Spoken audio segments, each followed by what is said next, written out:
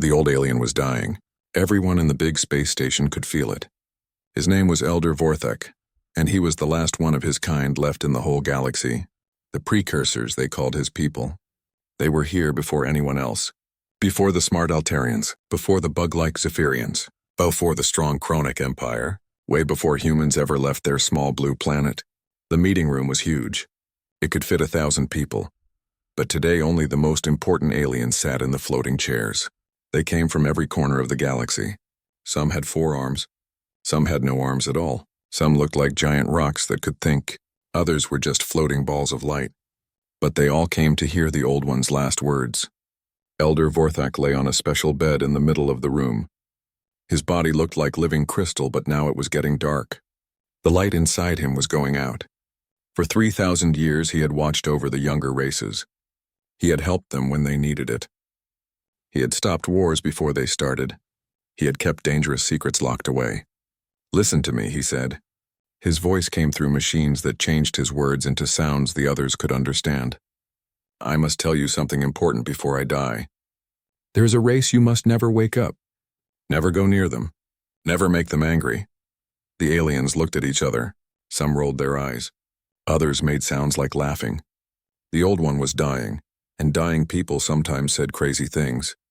"They sleep in the third arm of the galaxy," Elder Vorthak went on.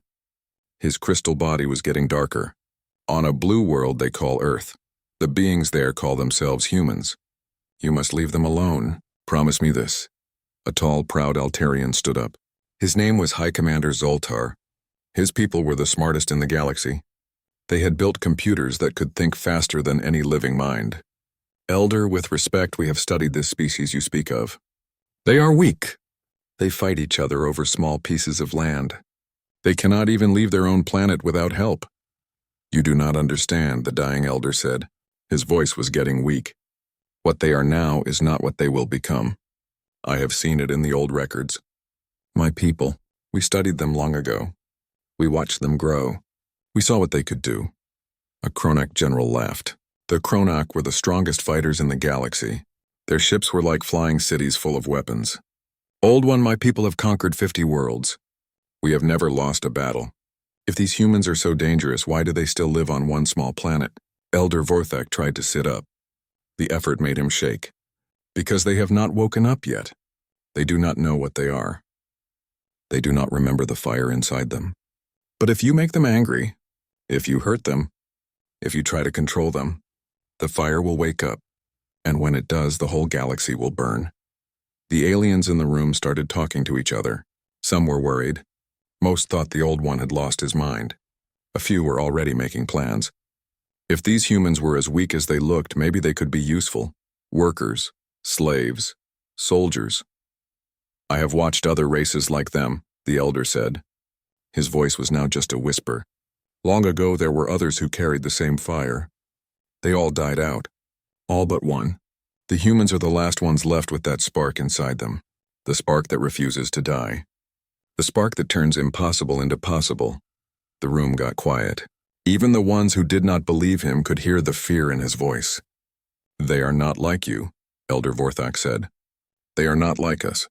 When other races face a wall they cannot break, they find another way around. When humans face a wall they cannot break, they break themselves against it until either the wall breaks or they do. And most of the time the wall breaks first." High Commander Zoltar shook his head. "Elder, we have computers that can predict the future. They show us that humans will never leave their world. They will destroy themselves with their own weapons in maybe 200 years. "Your computers are wrong," the Old One said. "They cannot calculate what humans will do because humans do not follow rules. They make new rules. They change the game. They do things that should not be possible." The crystal body was almost dark now. The elder had maybe minutes left to live. "Promise me," he said. "Promise me you will leave them alone. Do not contact them. Do not study them. Do not try to help them or hurt them, just let them sleep. If you wake them up before they are ready, if you make them remember what they are, the stars themselves will shake." But the room was already empty. The important aliens had heard enough. They had real problems to deal with. Wars to fight, planets to rule. They did not have time to worry about scary stories from a dying old fool. Only one person stayed to watch Elder Vorthak die. His name was Commander Rex and he was human. He worked for the Terran colonial fleet. But most aliens did not know humans even had a fleet. It was small, only a few old ships. Rex was here as an observer, nothing more. Rex watched the last light go out of the Elder's crystal body. Then he picked up the recording device he had hidden under his coat. Everything the Old One had said was now saved in the device. Rex looked out the big window at the stars. Somewhere out there was Earth, his home, the place where billions of humans lived and worked and dreamed of touching the stars. They thought they were alone in the universe. The big galactic powers wanted to keep it that way. Humans were useful as workers, but not important enough to have a real voice in galactic politics. But Rex had just heard something that changed everything. He thought about the humans he knew. His daughter Harin, who never gave up on anything. His friend Jinha, who could fix any machine and never met a problem he could not solve. His old war buddy Jake Morrison, who had once held off an entire enemy army by himself just because he was too stubborn to retreat. Maybe the old alien was right. Maybe there was something special about humans. Something the galaxy was not ready for. Rex put the recording device in his pocket and walked toward his ship. He had a lot of thinking to do. And maybe, just maybe, he had some people to warn. Behind him, Elder Vorthek's body turned to dust. With him died the last memories of what humans had been like long ago, before they forgot the fire that burned inside them. But the fire was still there, waiting. And Rex had a feeling it would not stay sleeping much longer.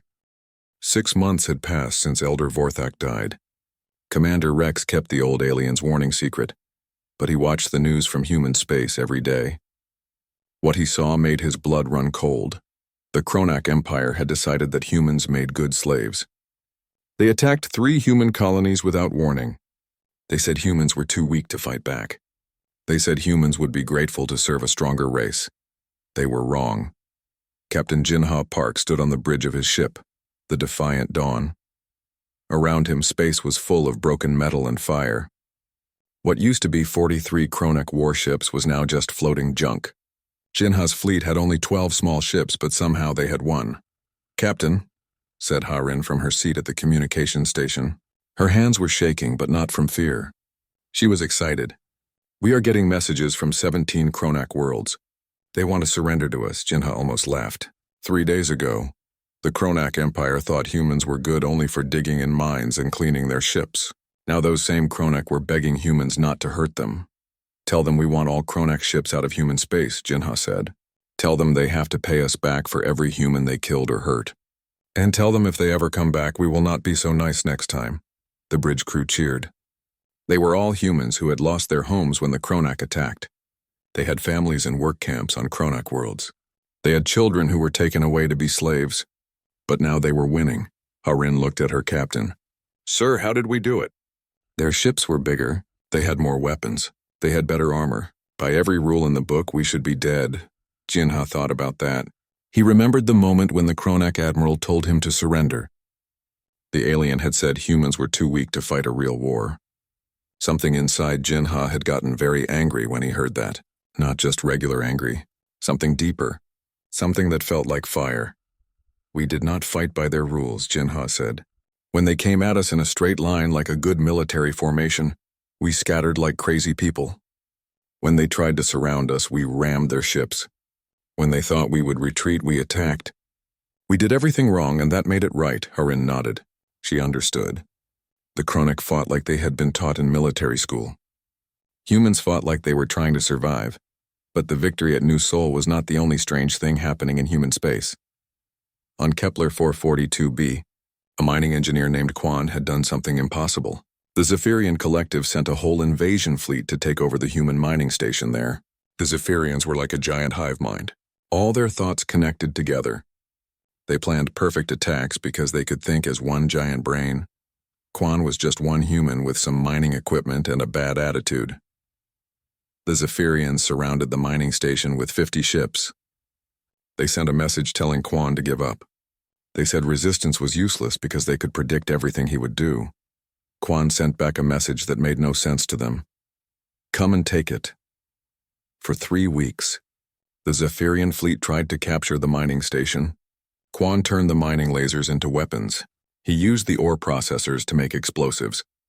He even turned the garbage disposal system into a missile launcher. Every time the Zephyrians thought they had him figured out, he did something new. The Zephyrians could think together, but they all thought the same way. Quan was just one human, but he thought in ways that made no sense to anyone else. In the end, the Zephyrian fleet retreated. They said the human was dangerously unpredictable and a threat to orderly thinking. Meanwhile, on Mars, Commander Rex was dealing with his own impossible situation. The Altarian High Command had put a blockade around the human home system. No ships in or out.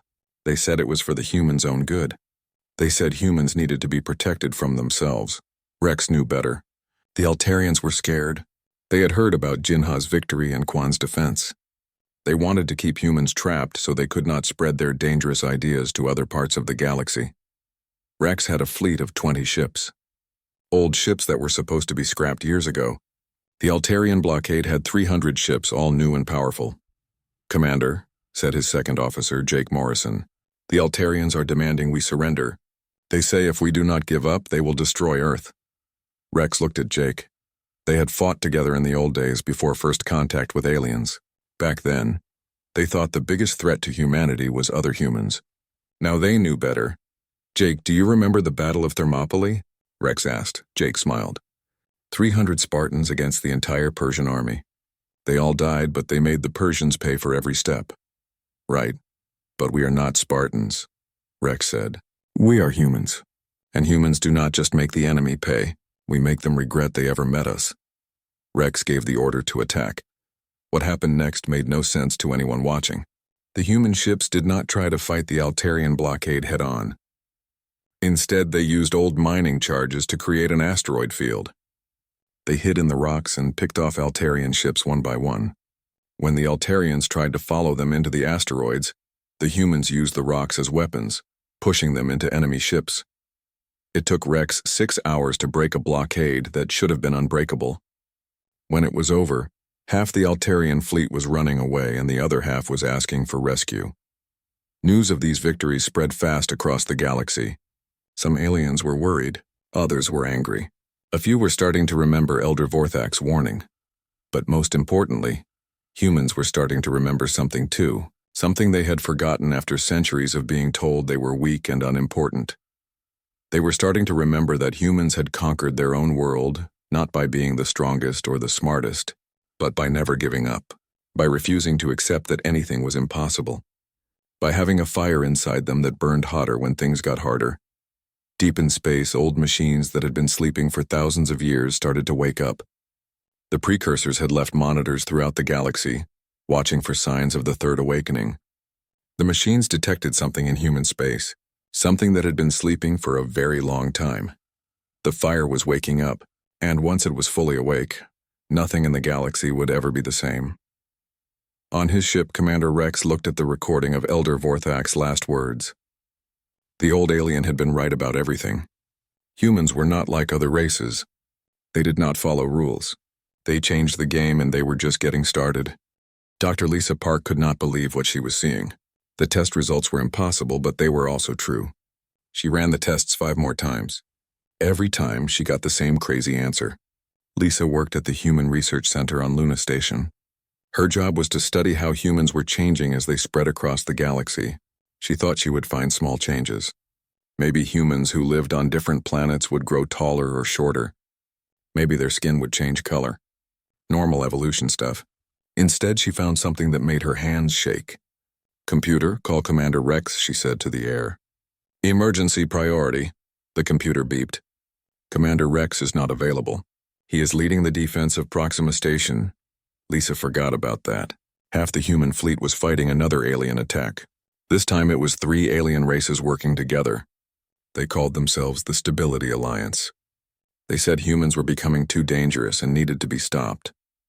"Fine, send him a message. Tell him to come here as soon as he can. Tell him it is about the future of the human race." While she waited, Lisa looked at her data again. She had been studying humans in combat zones. People like Jake Morrison, who had been fighting aliens for 2 years. She wanted to know if all the stress and danger was hurting them. What she found was the opposite. Jake Morrison's unit had been defending Proxima Station for 8 months. When they started, they were just regular human soldiers. Good at their jobs, but nothing special. Now, after months of fighting impossible battles, they had changed. Their reflexes were 40% faster than normal humans. They could see in the dark better than most aliens. They could hold their breath in space for twice as long as they should be able to. Their brains worked differently, too. They could solve tactical problems that used to take computers to figure out. But the really scary part was that these changes happened in just 8 months. Evolution was supposed to take thousands of years. This was happening while she watched. Lisa pulled up more data. She had files on thousands of humans from all over human space. Miners on asteroid stations, farmers on colony worlds, engineers fixing broken ships in deep space. All of them were changing. The miners were getting stronger and tougher. Their bones were getting denser. Their muscles were growing. Some of them could lift things that should require machines. The farmers were developing new senses. They could tell what plants needed just by looking at them. They could predict weather changes days before the computers could. They were growing food in places where nothing should be able to live. The engineers were the most changed of all. They were building things that should not work. Engines that ran on almost no fuel. Shields that could stop weapons twice their power rating. Ships that could fly through asteroid fields like they were empty space. "Dr. Park?" The voice came from behind her. Lisa turned around. Commander Rex was standing in her lab looking tired and worried. His uniform was torn and there was a bandage on his arm. "How did you get here so fast?" Lisa asked. "The message said you were at Proxima Station." Rex smiled, but it was not a happy smile. Jake Morrison and his people held the station. Again, the aliens had 5 times as many ships as us, but Jake somehow turned our mining equipment into a weapon that could punch through their best armor. The Stability Alliance fleet ran away after 6 hours. "That is what I need to talk to you about," Lisa said. She showed Rex her computer screen. "Look at this data. It is from Jake's unit." Rex studied the numbers. He was not a scientist, but he had been around long enough to know when something was very wrong. "These readings, they say Jake's people are superhuman." "Not superhuman," Lisa said. "Just more human than they used to be. Rex, we are evolving. Right now, while we fight. Every challenge makes us stronger and smarter and faster." Lisa pulled up another screen. "But here is the really important part. I tested old blood samples from before first contact with aliens, samples from 50 years ago. Rex, we have been changing ever since we met other races, ever since we were told we were weak and stupid and worthless." Rex sat down hard in a chair. "You mean, being treated like garbage by aliens is making us evolve?" "I think so. It is like our bodies know we are in danger, so they are changing to help us survive. But it is more than that." Lisa's voice got quiet. "I think our DNA has been waiting for this. Like we were designed to become something more when we needed to." Rex thought about Elder Vorthak's warning. The old alien had said humans had a fire inside them. A fire that would wake up if they were threatened. "How fast is this happening?" Rex asked. "It depends on how much danger the person is in. Jake's people, who have been fighting for months, are changing the fastest. But even humans who have never seen combat are different now. Stronger, smarter, more creative." Lisa showed him pictures from across human space. Sarah, a farmer on New Eden, had figured out how to grow crops in soil that was supposed to be poisonous. Quan, the mining engineer, had built defenses that no alien engineer thought were possible. Harin, working as a communications officer, could somehow understand alien languages she had never learned. "There is more," Lisa said. "I have been talking to other human scientists. Dr. Chen on Mars says humans are developing new brain patterns. Dr. Williams on Kepler Station says some humans are showing signs of abilities that might be, well, telepathic." Rex stood up and walked to the window. Outside, he could see Earth, the blue world where humanity started. It looked so small and peaceful. But Rex knew that all across human space, his people were changing into something new. "Are we still human?" he asked. Lisa thought about that question for a long time. "I think we are becoming what humans were always supposed to be." Every other race in the galaxy found their place and stopped growing. They became comfortable. But humans, we never stop pushing. We never accept limits. And now our bodies are catching up with our spirits. Rex's communicator beeped. It was Jake Morrison. "Commander, you need to see this. We have been monitoring alien communications. They are really scared now. They are calling emergency meetings. They keep talking about something called the Third Awakening." Rex looked at Lisa. the Third Awakening. Elder Vorthak mentioned that in his recordings. Lisa pulled up her files on precursor history. According to the old records, there have been two other races like us. Races that evolved rapidly when threatened. The precursors called them the First and Second Awakening. What happened to them? Lisa's face went pale. They disappeared. The records just say they evolved beyond the need for physical form and left this dimension. Rex felt a chill run down his spine. And we are the Third Awakening. Maybe, or maybe we are something different. Something the precursors never saw before. Rex activated his communicator to contact all human commanders. All stations, this is Rex. I need every human leader to report to Luna Station immediately. We need to talk about what we are becoming. As he sent the message, Rex wondered if humanity was about to become something wonderful or something terrifying, maybe both. But one thing was certain, the galaxy would never be the same. The biggest fleet in galactic history floated in space around 3 star systems. Ships from 47 different alien races had come together for one purpose: to stop humanity before they became too dangerous. Admiral Zarthak of the Altarian High Command looked out at the massive fleet through his command ship's window. There were over 10,000 ships out there. Battleships the size of cities. Carriers full of fighter craft. Weapon platforms that could destroy planets. This should be enough, he said to himself. But deep down, he was not sure. The reports coming from human space were getting stranger every day. Human colonies were surviving attacks that should have killed everyone. Human ships were winning battles they had no right to win. And the humans themselves. They were changing. Chancellor Vortan of the Zephyrian Collective entered the command room. His bug-like body clicked as he moved. Admiral, the human response to our demands has arrived. What do they say? Zarthak asked. They refuse to surrender. They say they have the right to be free. They want us to leave what they call human space and never come back. Admiral Zarthak could not believe it. They have maybe 3 billion people on 40 worlds. We represent 2,000 worlds with over 9 trillion beings. How can they be so stupid? Perhaps Omise General Kothran of the Kronak Empire.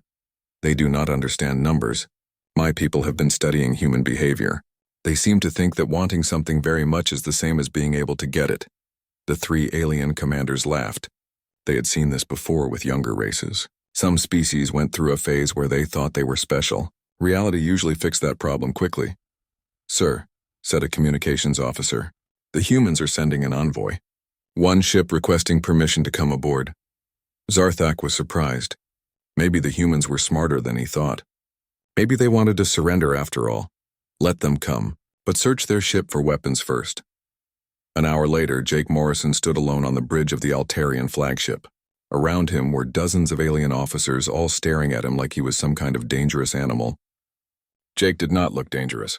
He was just a regular human in a simple uniform, but something about him made the aliens nervous. You are the human envoy? Admiral Zarthak asked. Yes, sir, Jake said politely. My name is Jake Morrison.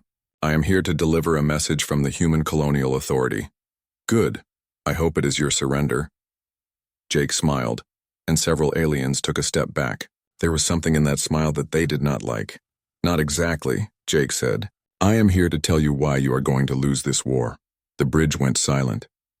General Kothran laughed. Human, you are either very brave or very stupid. We have the largest fleet ever assembled. You have a few dozen old ships. That is true, Jake agreed. You have more ships, better weapons, and more soldiers than us.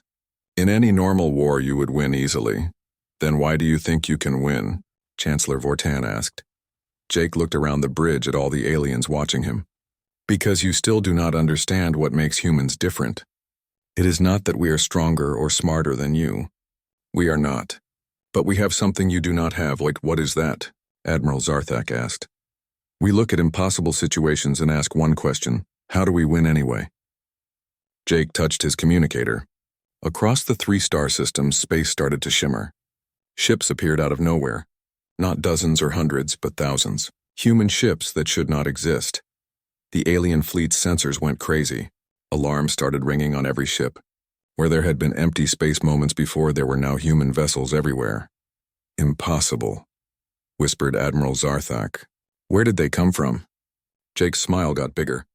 You taught us everything we needed to know about your technology, about your tactics, about your weaknesses. See, when you treat people like servants and slaves, they become invisible to you. but servants see everything, and humans remember everything.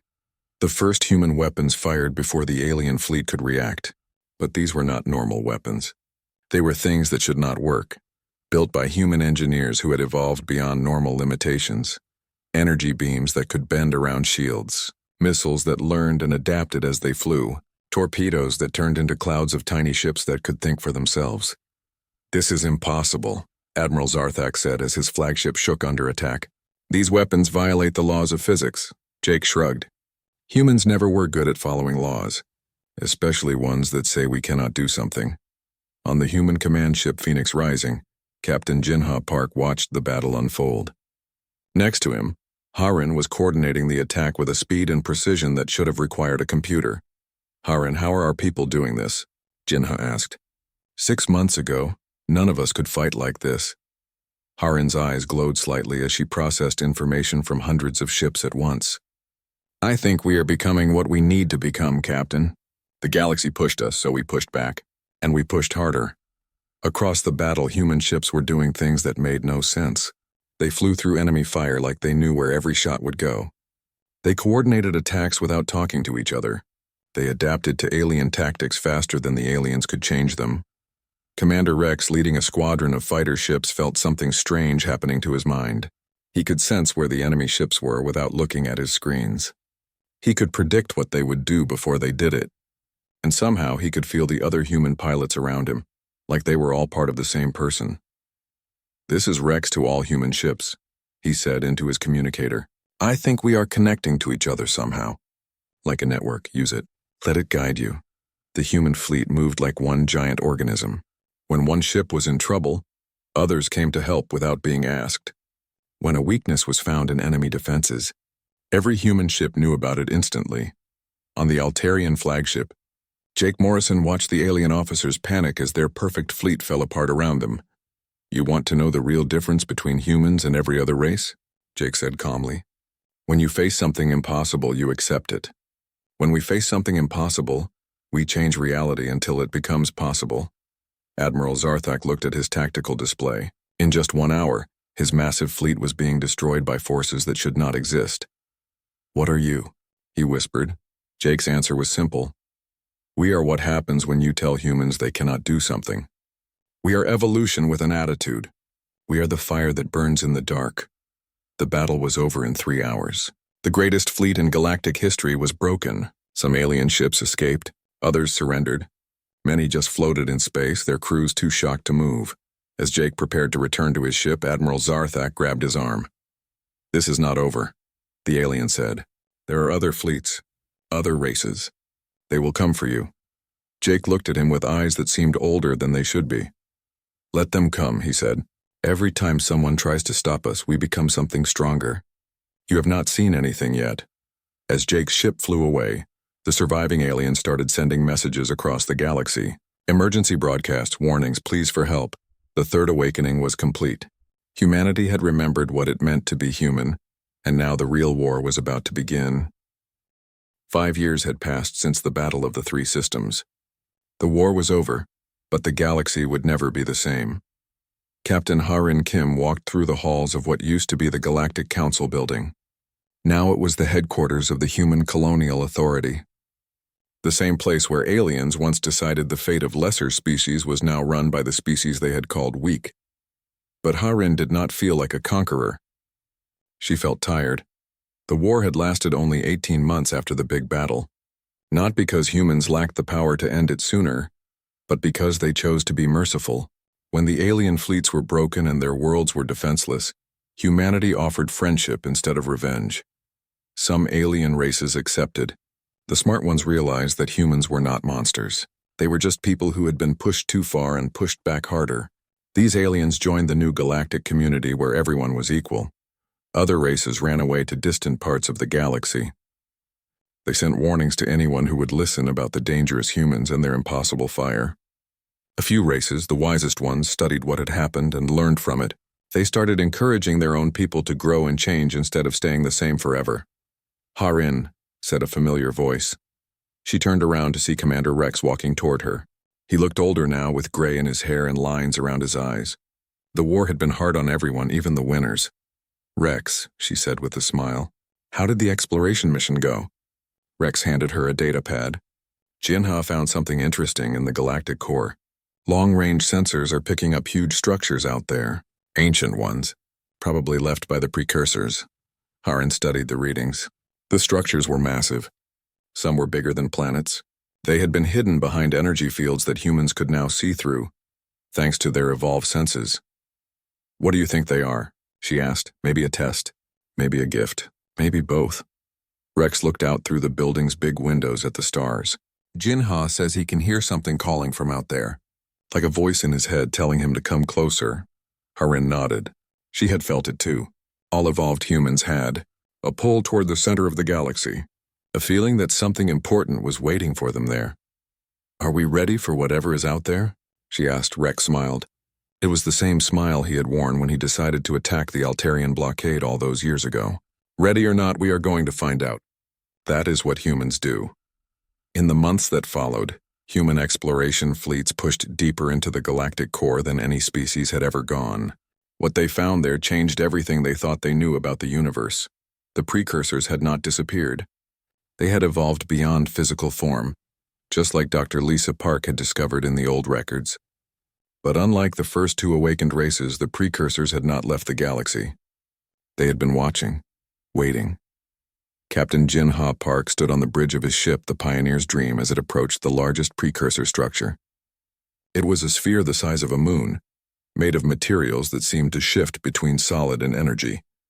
Captain, said his science officer, Sarah, I am detecting massive power readings from inside that thing, but also something else. It feels alive. Jinha felt it too.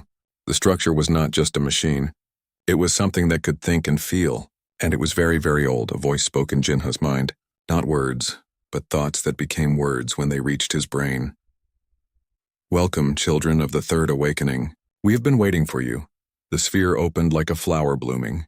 Inside was a space that seemed infinite, filled with lights that moved like living things. Jinha's ship was gently pulled inside by forces he could not understand. Do not be afraid, the voice said. You are safe here. You are home. Jinha found himself standing in a place that looked like a vast library, but instead of books there were floating spheres of light. Each sphere contained the knowledge and memories of an entire civilization. Before him stood a figure that seemed to be made of starlight. It had the general shape of a person, but Jinha could see through it to the cosmos beyond.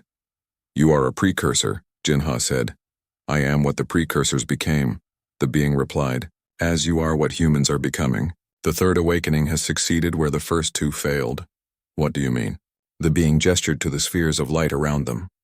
The first awakened race became pure energy, but they lost their connection to physical reality. They could think, but they could not act. The second race gained great power, but they used it only for themselves. They became gods but empty ones, and humans? You have found the balance. You evolve and grow, but you remain connected to your physical selves and to each other. You become powerful, but you use that power to help others grow as well. You are what we hoped the Third Awakening would be. Jinha felt a wave of understanding wash over him. You have been guiding us, helping us evolve. No, the being said with something like laughter in its voice. You did this yourselves. We simply made sure the galaxy would challenge you enough to wake up the fire inside you. Every threat you faced, every impossible situation, every moment when you could have given up but chose to fight instead, that was all you. The being showed Jinha visions of human history. Humans climbing out of caves and looking at the stars. Humans crossing oceans in tiny boats. Humans flying to their moon with primitive rockets. Humans refusing to accept limits, always pushing forward, always growing. The fire was always there, the being explained. In every human who ever looked at something impossible and asked, how can I do it anyway? We simply made sure that fire would not be extinguished by comfort or safety. What happens now? Jinha asked. Now you teach the galaxy what you have learned. You show other races that evolution never ends, that growth never stops, that there is always another mountain to climb and another star to reach. Jinha felt the truth of those words. Across human space, the other races that had joined humanity were already changing. The former Kronak slaves were learning to think creatively instead of just following orders. The Zephyrians who had left their collective were discovering individual dreams and hopes. Even the proud Altarians were starting to ask what if instead of what is. The galaxy is young, the being said. There are billions of years ahead, countless new challenges, infinite possibilities for growth. And now, thanks to you, there are species ready to meet those challenges. When Jinha returned to his ship, he carried with him knowledge that would change everything. Maps to distant galaxies, technologies that worked by changing the rules instead of following them. And most importantly, the understanding that humanity's journey was just beginning. Commander Rex received Jinha's report on Luna Station. As he read about the precursors and their message, he thought about Elder Vorthak's warning so many years ago. The old alien had been right about everything. Humans were different. They were dangerous. They did make the stars tremble, but not with fear. With excitement. With the promise of endless growth and infinite possibilities, Rex looked out at Earth, the small blue world where it all began. Soon human ships would travel to other galaxies, carrying the fire that refused to be extinguished. They would meet new challenges, face new impossibilities, and find new ways to grow. And wherever humans went, they would teach others the most important lesson in the universe. There is no such thing as impossible. There is only we have not figured out how to do it yet. The third awakening was complete, but for humanity it was not an ending. It was just the beginning of forever.